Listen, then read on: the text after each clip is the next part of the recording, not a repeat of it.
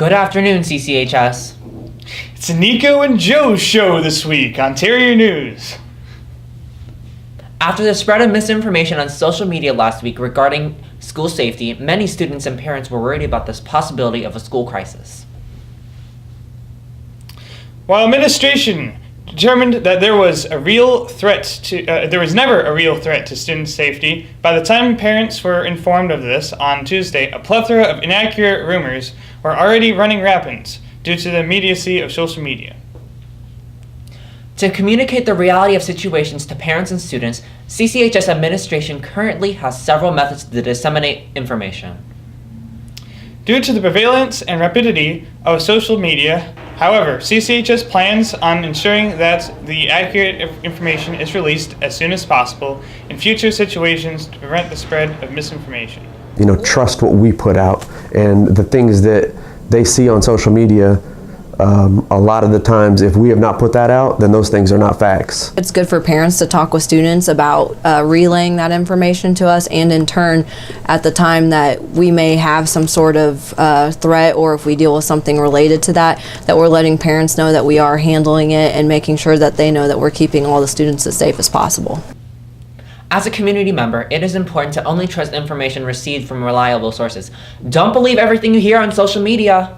Attempting to get recruits in the junior and senior class, local National Guard members visited the CCHS campus this past week.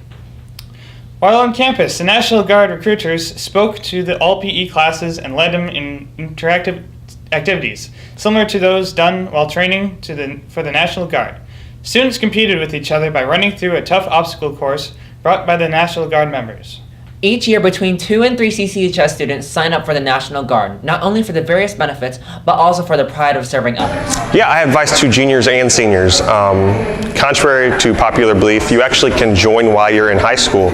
You start getting paid immediately. And there is kind of a big incentive in the state of Illinois. If you are in the Illinois National Guard, you get 4 years free college tuition. State law, there's no strings attached. It's pretty awesome. That's enough motivation to at least check it out. Keep it in the back of your head.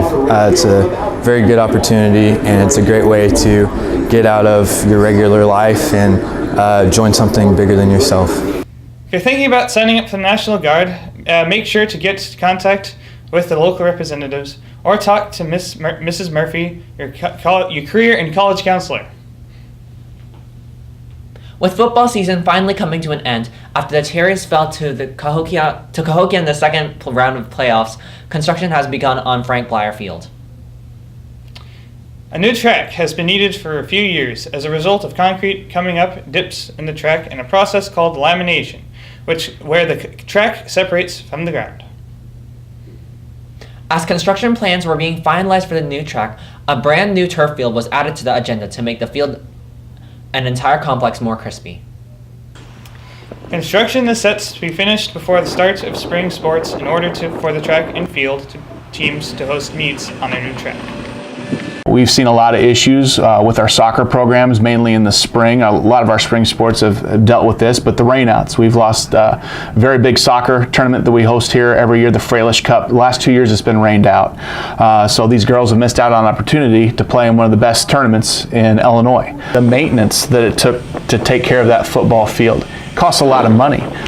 So in the end, when you weigh the cost of maintaining a Bermuda game field and a turf field, it's a little bit cheaper in the long run with the turf. It requires less maintenance. Now with this multi-purpose field, it's always there. So it was just an opportunity that presented itself to Carbondale Community High School. We saw all the pros of it, and that's what we decided to do.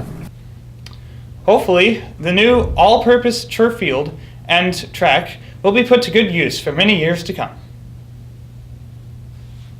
As the fall sports season comes to an end and the air turns cool, we look forward to a great winter of Terrier sports. The Terrier girls basketball team and Coach Jenkins lost 5 seniors from a squad that won 16 games last year with 11 losses. This record was good enough for South 7 Conference title. This year's Ladies Terriers are a young team with only 2 seniors on their roster, Kiona Love and Trishana Whitty. The Terriers have 4 juniors, 6 sophomores, and 8 freshmen to go, along with the 2 seniors. Most of the girls are really talented, so for it just being 2 seniors, it shouldn't be a problem. The team opens up the season at home this Saturday against Cape Notre Dame with tip-off at 12:30. Good luck to the team and Coach Jenkins as they look to repeat as conference champs. We'll see you Thursday on Terrier News. Perfect.